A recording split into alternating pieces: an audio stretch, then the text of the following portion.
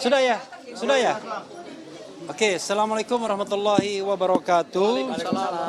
Kawan-kawan semua, kami mengucapkan terima kasih atas kesediaan kawan-kawan semua, kesetiaan untuk menunggu kami, dan hari ini kita sudah menyelesaikan sebenarnya sidang yang jawab jinawab. Besok tinggal kesimpulan saja, hanya disampaikan, tidak dibacakan lagi.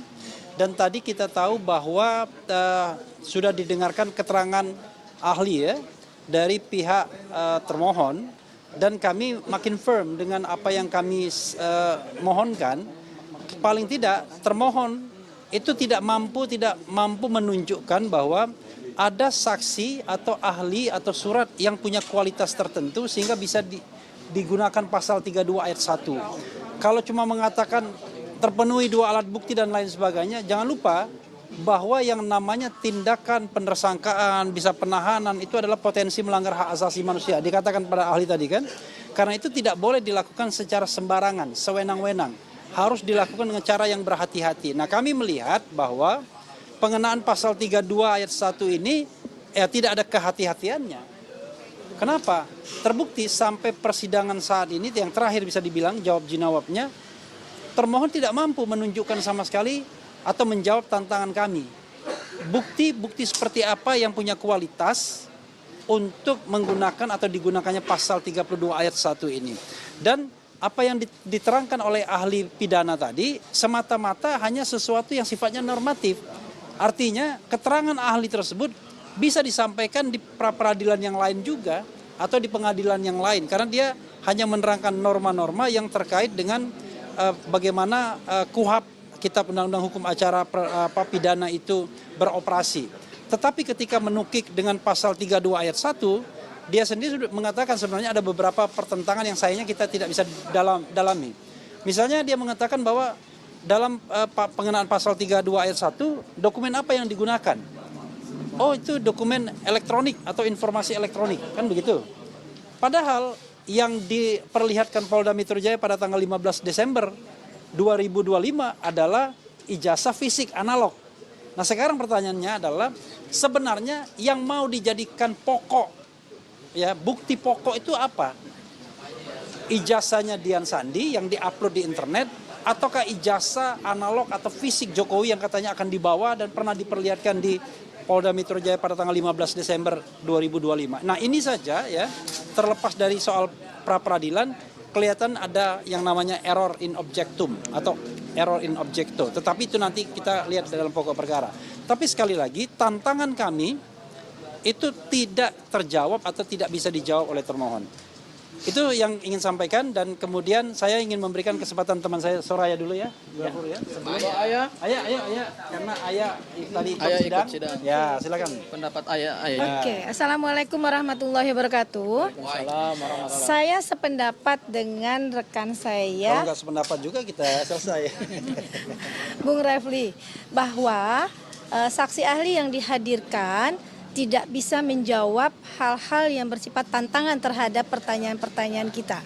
Jadi semakin yakin dan jelas bahwa insya Allah mudah-mudahan permohonan kita untuk pasal 32 ini diterima ya dan dikabulkan oleh majelis. Untuk sementara saya serahkan ke Pak. Oke, ya. Ini JJ, silakan tambahkan. Iya. Terkait ahli tadi, memang ahli itu menjawab benar-benar formalitas sampai-sampai menyatakan bahwa alat bukti yang permulaan itu hanya cukup 2 atau 3 dari bukti yang diatur dalam undang-undang atau KUHP lama, tanpa melihat apakah itu ada kualitasnya memang memenuhi atau tidak. Jadi hanya sekedar memilih nih antara 2 atau 3 dari bukti tersebut. Sebatas itu aja. Menurut saya yang tadi ahli itu menerangkan gitu loh. Oke. Ya, saya tambahkan sebelum Gafur ya. Jadi begini, ini kan hukum pidana, ultimum remedium. Orang disangka dan kemudian bisa didakwa dengan 8 tahun penjara. Enak sekali mengatakan sudah terpenuhinya alat bukti dengan BAP dan lain sebagainya. Kalau misalnya tadi seperti Gafur bilang, ini misalnya peristiwa pembunuhan, yang dilihat orang pencurian, ya sudah. Dipaksa dia untuk menceritakan tentang pembunuhan. Kan tidak begitu. Karena itu saat ini kami masih menantang. Ada nggak sebenarnya saksi ya yang melihat Mas Roy melakukan perbuatan-perbuatan yang dimaksudkan pasal 32 itu, yaitu merusak dokumen, mengurangi, menambah, mentransmisikan dengan cara mungkin mencuri, menghack dan lain sebagainya. Nggak ada sampai sekarang.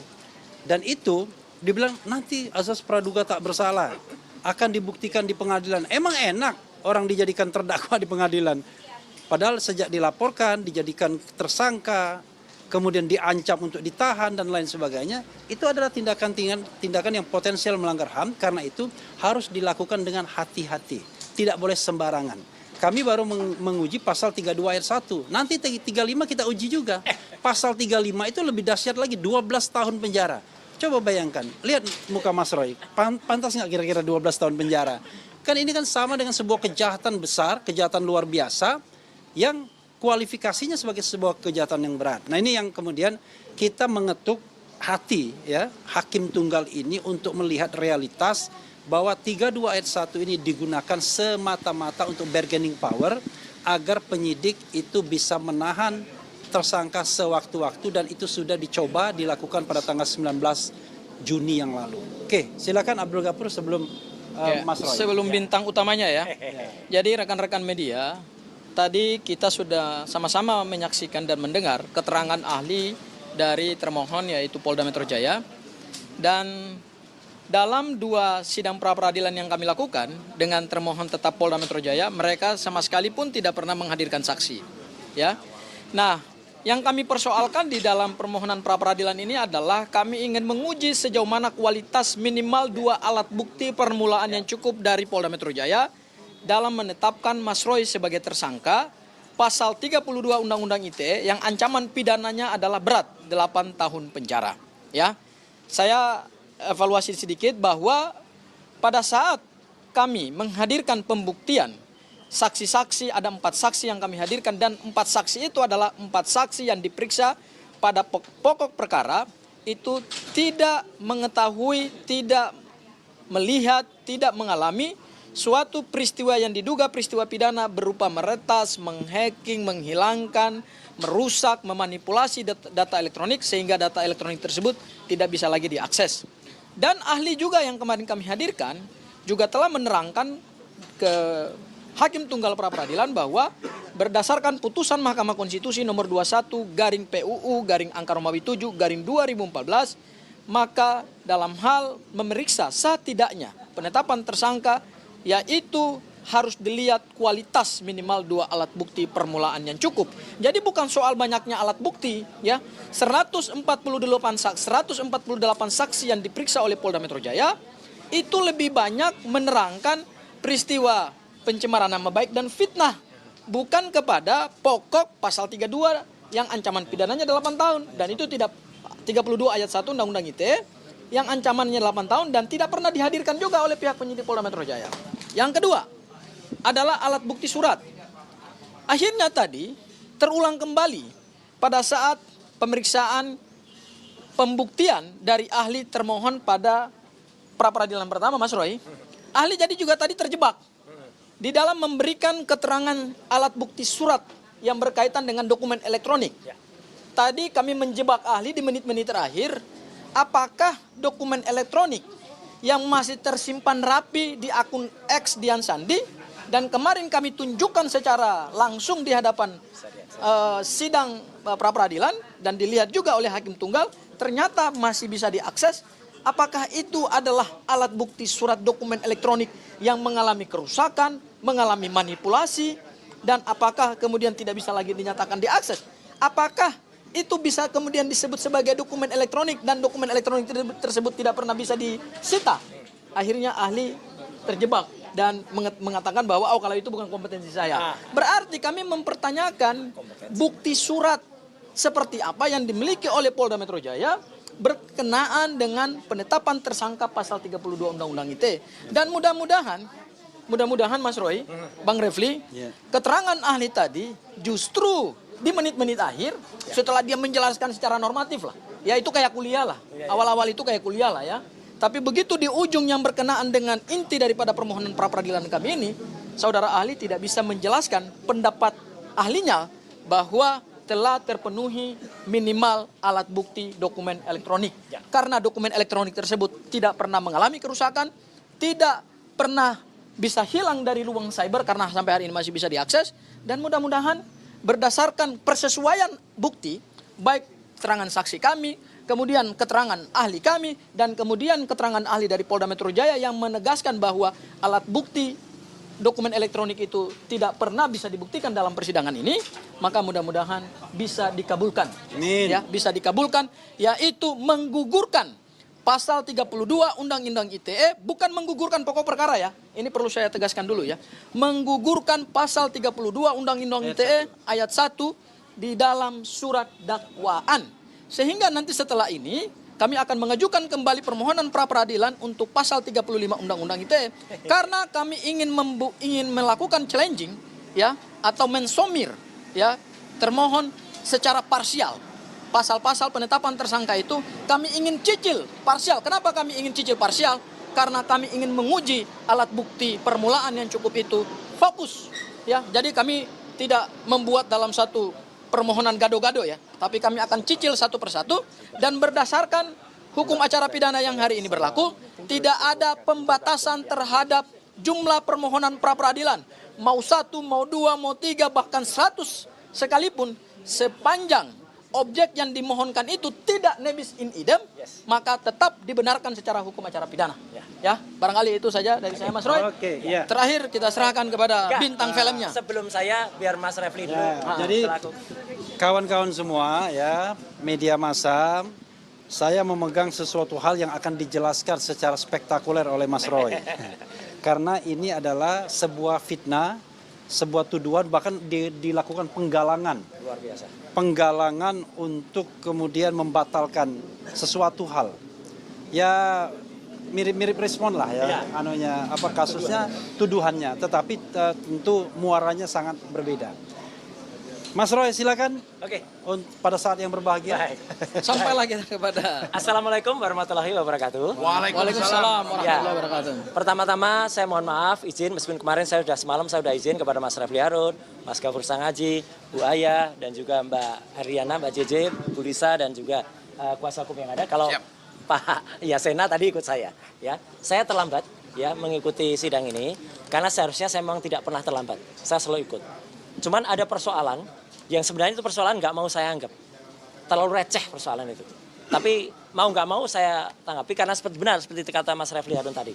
Ya, orang yang membuat persoalan itu sudah kemudian melakukan tindakan yang luar biasa jahat, luar biasa melakukan fitnah, ya, dan melakukan persangkaan palsu, bahkan nanti banyak pasal yang dia langgar. Nah, tapi sebelumnya saya izin untuk kemudian sedikit, alhamdulillahnya, saya datang di ujung, seperti tadi Mas Gafur sampaikan, di ujung terakhir ketika saya mendengar keterangan dari ahli yang dihadirkan oleh pihak termohon, bahwa keterangannya, saya tadi, mohon maaf, saya termasuk dalam tim panja dan juga tim penyusun naskah akademik Undang-Undang ITE sebelum itu disahkan tahun 2008 yang lalu. Bahkan setelah itu direvisi menjadi Undang-Undang nomor 19 tahun 2016 dan terakhir menjadi Undang-Undang nomor 1 tahun 2024. Yang paling penting adalah definisi pasal 5 ayat 1. Dia tadi tidak bisa menerangkan dokumen elektronik itu apa. Padahal jelas banget di situ. Kalau ahli hukum harus bisa minimal membaca itu. Pasal 5 ayat 1 di Undang-Undang Elektronik, Informasi dan Transaksi ada apa? Dokumen data dan dokumen elektronik berikut hasil cetaknya adalah merupakan alat bukti hukum yang sah. Dan di situ ada keterangannya. Itu harus bisa tidak hanya print out dalam naskah akademik, tapi harus bisa diakses secara langsung. Ya, dan dibuktikan dalam suasana yang bisa dipastikan atau disaksikan oleh pihak-pihak yang lain. Itulah bukti kecerdasan dari Hakim Tunggal pra-peradilan kita kemarin ketika beliau mengakses dari komputer PNJS, Pengadilan Negeri Jakarta Selatan. Jadi pertanyaan kemarin itu sebenarnya sangat membantu kita, ya, pertanyaan Hakim Tunggal itu. Itu diakses dari komputer apa? Itu membuktikan beliau menguji, ya, dokumen elektronik, dan ternyata dokumen elektronik itu tidak bisa dijelaskan oleh ahli tadi. Ini kan fatal banget. Dia nggak mengerti definisi tentang data elektronik, dokumen elektronik. Padahal definisinya sangat clear, loud and clear itu. Jadi ya saya setuju dengan 100% dengan apa dikatakan oleh para kuasa hukum saya, termasuk Mbak Aya tadi, dan juga Mbak Lisa, meskipun tidak menyampaikan langsung. Tapi artinya apa? Apa yang mereka lakukan Dan alhamdulillah saya nggak perlu mendengar kuliahnya ya, karena nggak ada gunanya. Kenapa saya perlu mendengar kuliahnya? Ya, ini poin penting. Mohon izin di kesempatan ini, saya akan memanfaatkan Mas Refli untuk menjelaskan sesuatu yang sangat penting. Saya membawa map bertulisan Universitas Negeri Jakarta. Hari-hari ini, saya difitnah luar biasa. Saya difitnah dengan sangat kejam. Dikatakan Roy Suryo doktornya palsu. Gila itu. Itu benar-benar fitnah yang sangat luar biasa. Saya mengikuti pendidikan di UNJ dan clear. Ya, mulai dari masuk tahun 2016 memang saya masuk dan saya cuti dulu karena saya waktu itu, makanya saya pernah berkata kan, saya kemudian harus izin dari partai karena saya ingin menyelesaikan. Dan saya baru aktif lagi memang ketika tahun 2020 dan alhamdulillah 2024 saya selesai. Ya.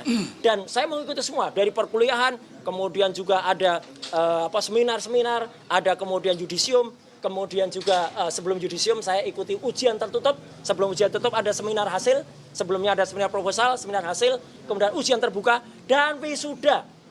Itu semua ada. Pada saatnya saya akan tunjukkan semua bukti foto-fotonya. Saya mengikuti ujian akhir atau ujian terbuka itu pada tanggal 23 Februari. Maaf, 23 Januari tahun 2026. Dan ada saksi yang hadir di sini, yaitu Bu Erliana. Beliau hadir langsung pada saat ujian terbuka. Kemudian saya mengikuti wisuda. Ya, itu pada awal Maret tahun 2024 di SICC, Sentul International Convention Center. Semua ada foto-fotonya. Dan pada saatnya akan saya jelaskan, tentu tidak sekarang. Dan yang paling penting hari ini, ya, saya ingin buktikan. Saya tadi alhamdulillah saya ketemu dengan beberapa profesor, ya, saya sebutkan namanya, ya, Profesor Agung, Profesor Usep, Profesor Pak Ari Sabtono, dan Profesor Ari Sabtono itu adalah sebelumnya saya ketemu Profesor Umi, dan Profesor Ari Sabtono itu adalah wakil rektor di Universitas Gadjah Mada, dan semua mengatakan apa yang saya ikuti, ijazah saya adalah sah. Tidak ada masalah. Dan beliau mengatakan, peraturan yang ada pada peraturan akademik dan peraturan rektor memang disebut bagi yang terkena kasus pidana dan berkekuatan hukum tetap akan diminta untuk DO atau drop out. Itu yang digoreng para termul yang jahat itu. Dia tidak membaca pidana luar biasa bahwa ada pasal sebelumnya yang mengatakan itu berlaku untuk tindak pidana luar biasa. Misalnya terorisme, kemudian korupsi, kemudian pelanggaran akademik dan pelanggaran HAM. Jadi kalau ada orang kemudian melakukan plagiarisme, melakukan pencontekan, itu yang dipidana. Jadi tadi secara clear pihak resmi dari Universitas Negeri Jakarta menyatakan ijazah saya doktor adalah sah. Dan sebagai buktinya akan saya tunjukkan. Jadi selama ini, nah nggak apa-apa, pelan-pelan dulu, jangan cepat-cepat. Selama ini saya selalu menunjukkan ijazah S1. UGM ini asli, ini kopinya, dan itu ada legalisasinya. Kemudian ada ijazah S2, MKes, UGM asli juga ini. Dan selama ini yang kemudian digoreng oleh para termul adalah saya hanya menunjukkan surat tanda lulus. Memang surat tanda lulus adalah tanda seseorang memang telah lulus dan di sini jelas berhak memegang gelar doktor.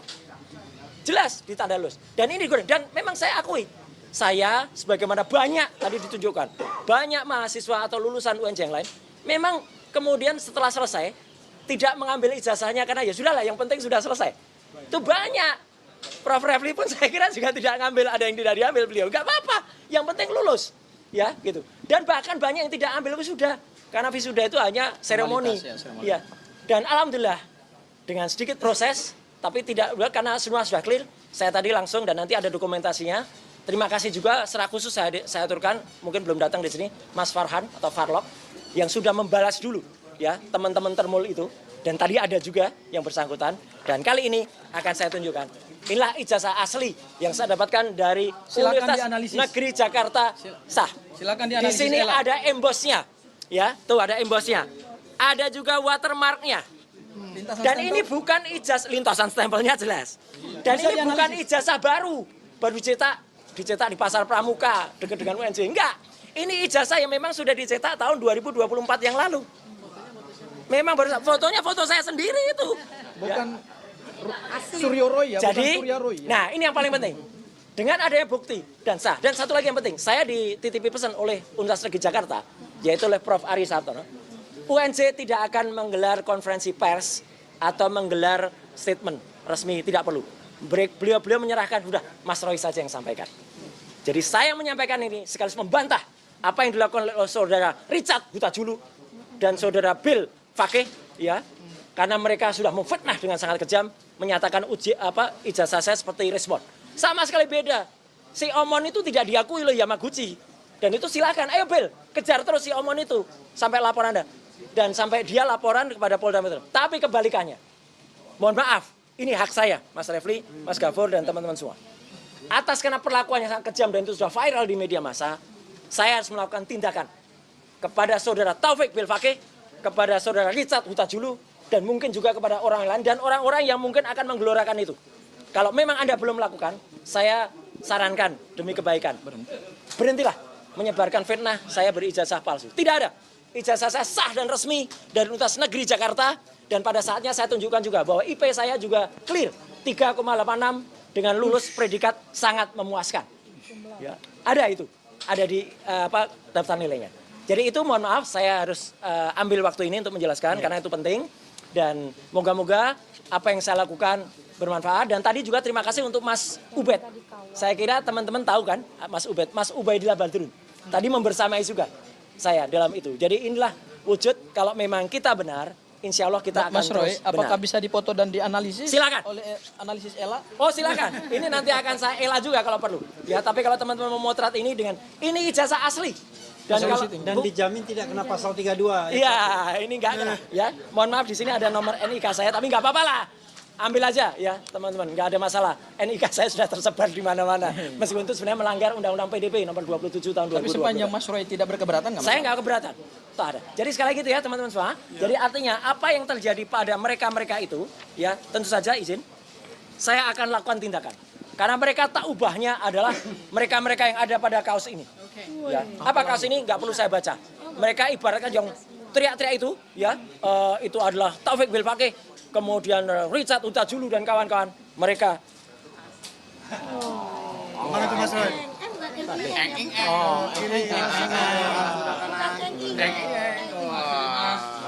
Agak kurang Mas. Kabeh. Ya, mereka itu kabeh. Nah, itu ya. Jelas ya. Jadi tunggu Anda semua akan menerima konsekuensi dari fitnah yang sangat kejam yang Anda lakukan terhadap saya, ya, dan itu luar biasa pada hari-hari. Saya tadinya tidak mau merespon karena itu akan mengganggu, tapi mohon maaf terpaksa saya harus ambil hari ini, ya tadi, dan alhamdulillah semua berjalan dengan lancar. Saya juga sempat mendengar keterangan yang sangat krusial tadi dari ahli tadi. Saya kira itu teman-teman semua. Mohon maaf saya sedikit emosional, ya, gitu. Ya, saya mohon maaf itu dan terima kasih untuk rekan media yang sudah ikut menyebarluaskan hari ini, dan saya akan tuangkan itu dalam podcast secara khusus ya, YouTube secara khusus, mungkin juga bersama Refli Harun, bersama Abdul Ghafur Sangaji, bersama teman-teman yang lain yang punya channel. Sekian, terima kasih. Wassalamualaikum warahmatullahi wabarakatuh. Waalaikumsalam. Foto dulu. 6 tahun. Bukan susah UN-nya, susah kuliahnya. Itu kalau ijazah asli itu begini. Berani ditunjukkan, berani. Asli. Kalau palsu, takut. Asli. Silakan kalau ada yang mau motret. Siapa takut? Terima kasih banyak ya Mbak. Ada ini Halo. tapi nggak apa-apa lah. Oke, Bang. Ke depan. Mas Roy, izin sekali lagi. Jadi ini sekaligus tidak membatalkan, ya, tidak mendatarkan surat tanda lulus saya yang katanya itu hanya bulan bulan. Kan nggak ada keterangan di surat tanda lulus itu.